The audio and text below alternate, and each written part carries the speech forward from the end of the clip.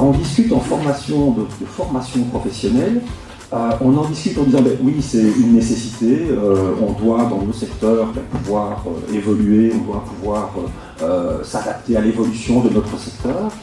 Dans d'autres cas, on peut dire que c'est une chance personnelle, et parfois donc, en formation, on se rend compte que certains y vont, d'autres n'y vont pas, d'autres y vont moins, c'est souvent les mêmes qu'on envoie, et donc on dit mais finalement on sait qu'on a un rôle syndical à jouer.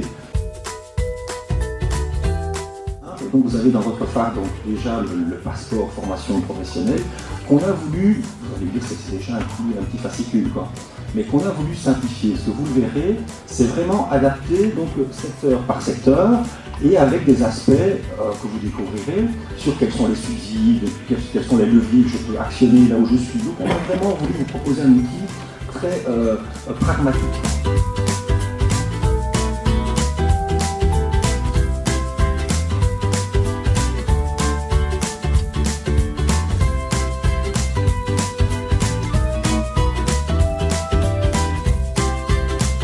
Donc le but de la journée d'aujourd'hui, c'était tout d'abord de lancer un outil qui est le passeport formation pour le mettre à disposition des militants qui demain vont devoir discuter des plans de formation dans leur entreprise.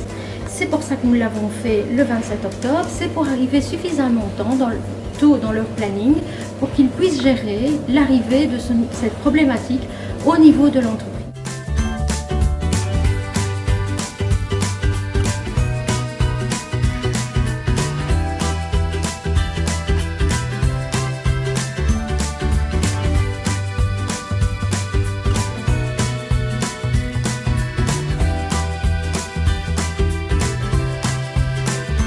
Des formations auxquelles on peut avoir droit en entreprise, de voir un peu quelles sont ces formations, à quel niveau on peut les avoir, leur diversité, et cette formation est bien faite dans ce sens.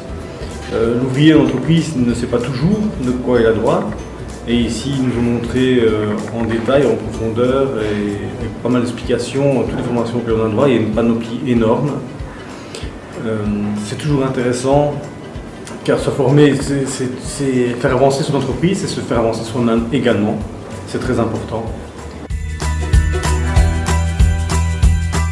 Le fait de parler de formation professionnelle avec des délégués syndicaux, ça permet d'une part de pouvoir améliorer l'offre de formation que les employeurs vont faire auprès des travailleurs, et ça permet aussi de discuter avec l'employeur des possibilités de subventions, subsides ou crédit prime. Donc la formation professionnelle, ce n'est pas un sujet conflictuel, c'est un sujet qualitatif, c'est un sujet qui permet aux délégués de discuter qualitativement de l'amélioration des compétences des travailleurs.